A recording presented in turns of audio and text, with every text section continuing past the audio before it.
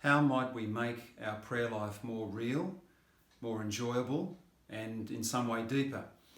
A figure that comes to mind is St. Ambrose, who lived in the 4th century. He was born in 340 and died in 397.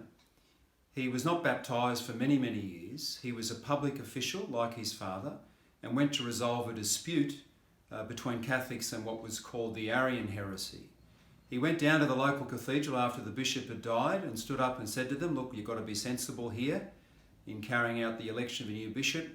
To which a little boy started chanting, "Ambrose for bishop," and so did the crowd, and so did the emperor.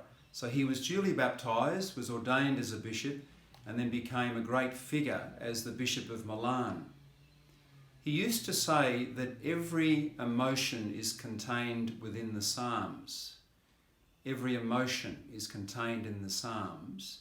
Therefore, the Psalms give us a language in which to pray to God, and therefore they give us permission in the way we feel before God.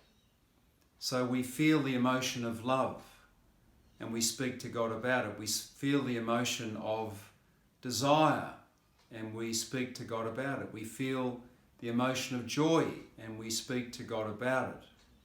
We feel the emotion of fear, and we speak to God about it. We feel the emotion of anger, and we speak to God about it.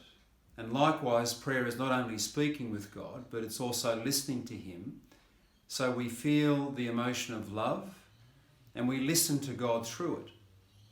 We feel the emotion of desire, a very important emotion which very few people speak about today, and we let God speak to us through the emotion. We feel the emotion of joy, very important, and we let God speak to us through that. And then we let the emotion of fear come, and we're not afraid of it, and we let God speak to us through that. And then we feel the emotion of anger, which can rise in the face of injustice, and we let God speak to us through that. So Ambrose has something here for us. So every emotion is contained in the Psalms. Therefore, it gives us a language in which to pray to God, not to be afraid. And therefore, we have this permission to speak to God and to listen to God in our life of prayer. Therefore, our relationship with God becomes more real, and therefore our relationship has a certain ease about it.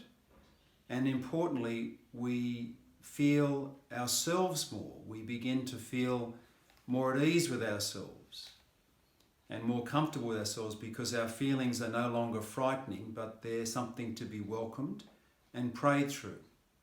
So as we go through in this series in some way, some of the beautiful Psalms that have been written of the 150, let's try and remember that the Psalms have every emotion.